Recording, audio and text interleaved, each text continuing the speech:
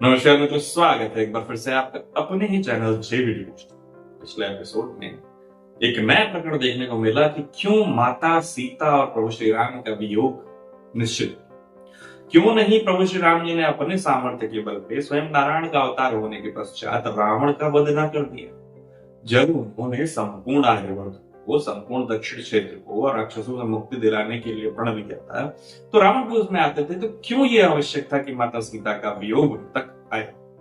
दो अलग अलग शरीरों में गए प्राण जो वास कर रहे, उनका वियोग क्यों निश्चित किया गया? प्रभु ने बताया माता सीता को, माता पार्वती को, कि किस तरीके से ऋषि भृगु का श्राप जो है वो प्रत्येक काल खंड में, प्रत्येक कल्प में उनके ऊपर असर करता है।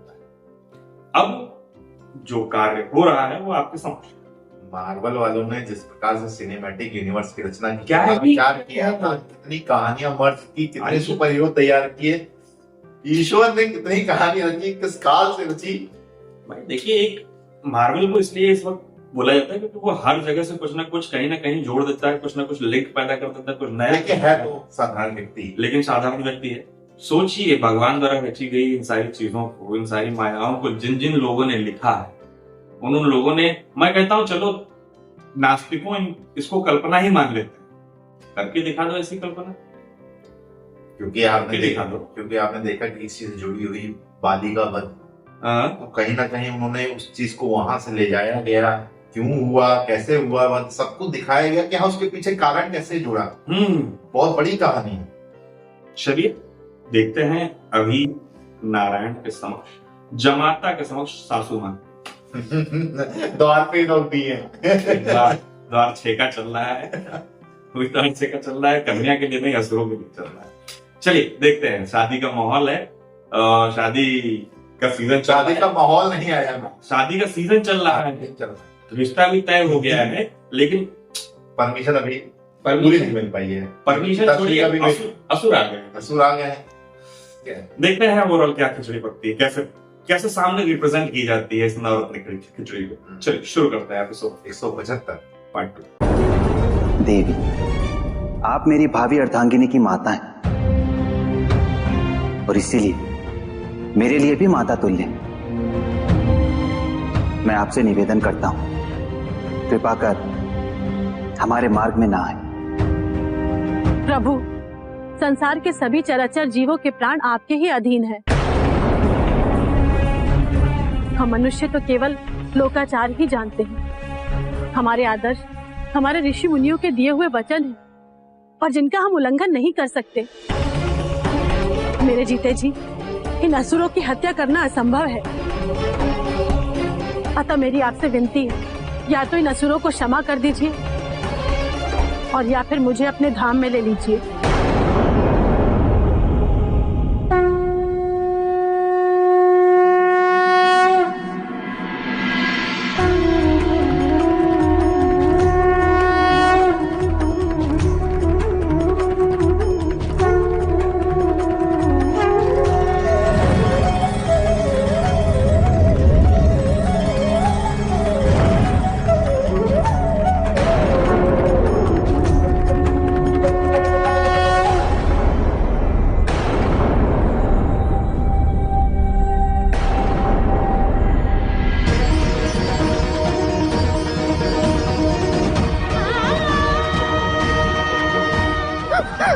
माता, माता,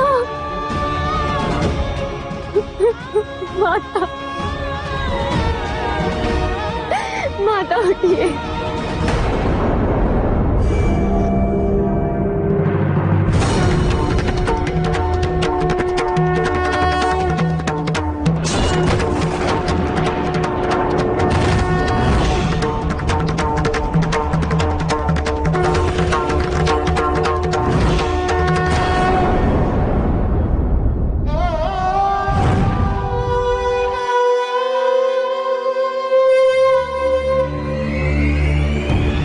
आपने मेरी माता की हत्या कर दी। क्यों? आप तो मुझसे प्रेम करते थे, मुझसे विवाह करना चाहते थे। मेरी माता आपकी माता समान थी, फिर ऐसा अनर्थ क्यों? क्यों?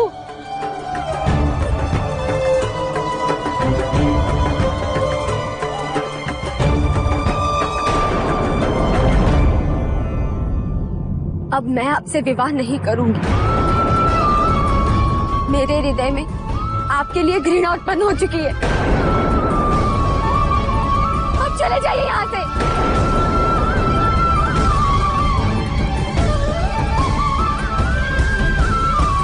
देवी भार्गवी,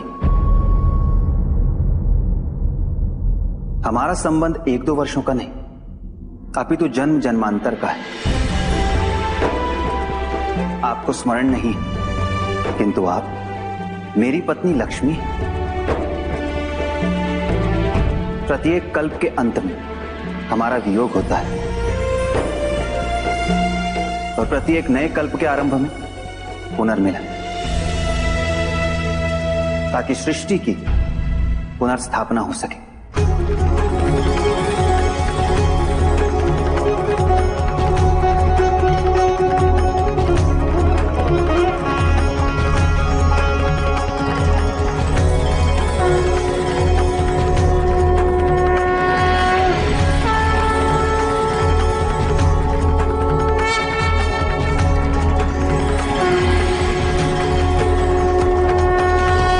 इसी प्रकार देवी भार्गवी को बोध हुआ कि हर जन्म की भांति उनके और नारायण के मिलन का ये भी एक मार्ग ही है।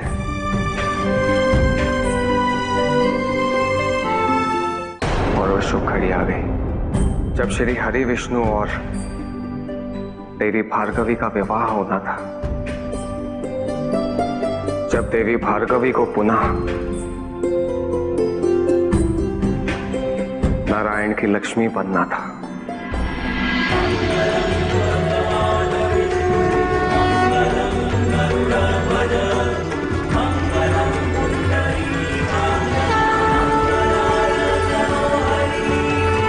नारायण!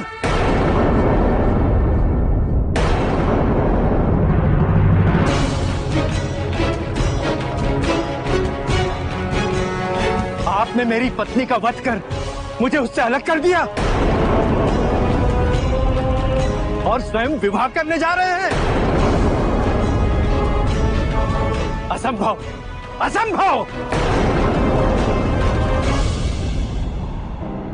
मैं ऋषि भृगु आपको शाप देता हूं कि जिस प्रकार मैं अपनी पत्नी के वियोग की पीड़ा और दुख में व्याकुल हो रहा हूं, उसी प्रकार आप भी प्रत्येक कल्प में, प्रत्येक अवतार में इस पीड़ा को अवश्य भोगेंगे।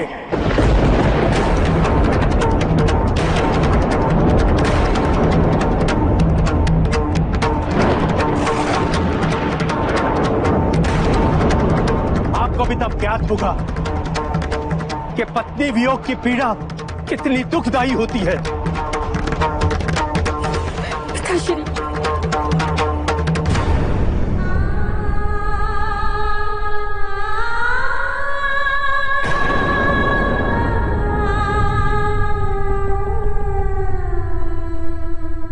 विवाह के समय पिता अपनी पुत्री का कन्या दान करते हैं,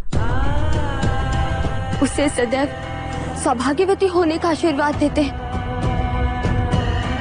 किंतु पिताश्री, आपने अपनी पुत्री को सदैव दुखी रहने का शाप दे डाला।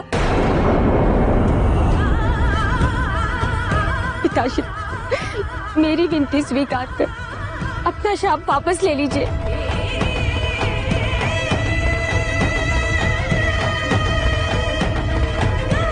पुत्री, मेरा शाप अटल है, उसे वापस लेना संभव नहीं।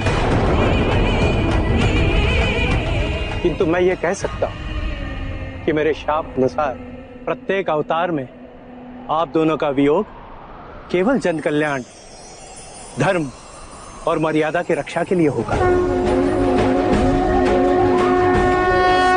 जब वो कारण या उद्देश्य पूर्ण हो जाएगा, तब पुनः आप दोनों का मिलन भी हो जाएगा।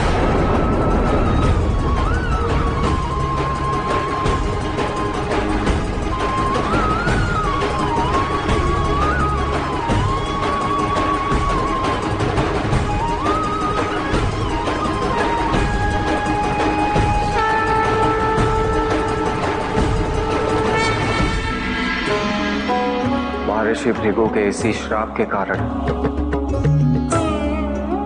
प्रभु श्री राम और देवी सीता को इस अवतार में एक दूसरे से पृथक होना होगा। प्रत्येक अवतार में देवी लक्ष्मी के वियोग के पश्चात नारायण उनको प्राप्त करने के लिए एक नई मर्यादा स्थापित करते हैं। प्रभु श्री राम और देवी सीता का ये वियोग भी संसार में एक नई मर्यादा स्थापित करेगा। इस वियोग का उद्देश्य धर्म की प्रतिष्ठा और लोक कल्याण होगा, और इसके लिए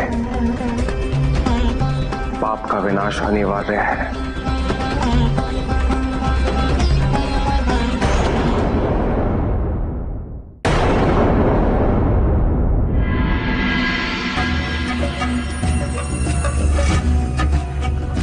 लंकेश, मैं स्वर्णमृग तो बन जाऊं, किंतु हमारा उद्देश्य तो राम और लक्ष्मण को आश्रम से बाहर लाना है।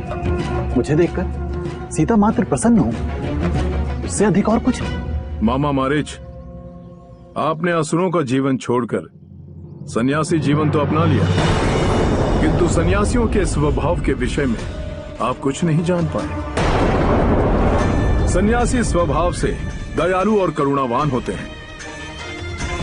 उनसे किसी भी प्राणी का दुख सहन नहीं होता, इसलिए आप वहां घायल और पीड़ित अवस्था में जाएंगे।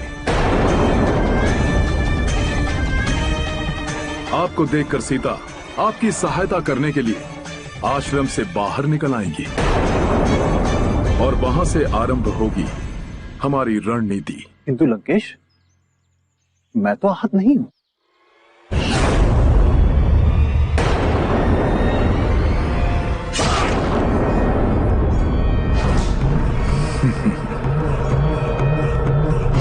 ये क्या किया लंकेश?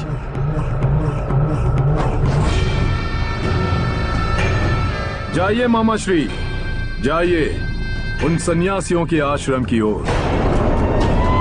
प्रयास कीजिएगा कि इस बार आप सफल हों, अन्यथा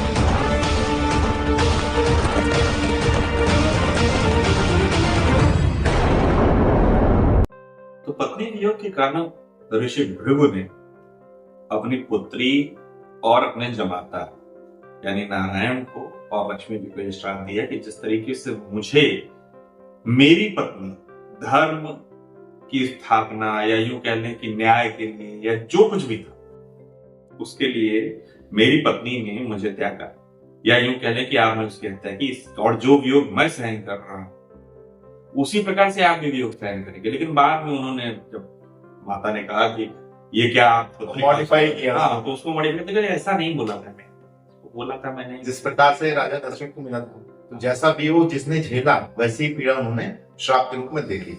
अच्छा, अगर हास्य के रूप में देखें तो दामाद ने सासू मां को निपटा दी, ठीका का तो काम भी नहीं है,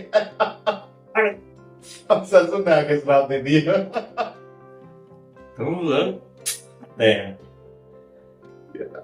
पुत्री को उठा लाए,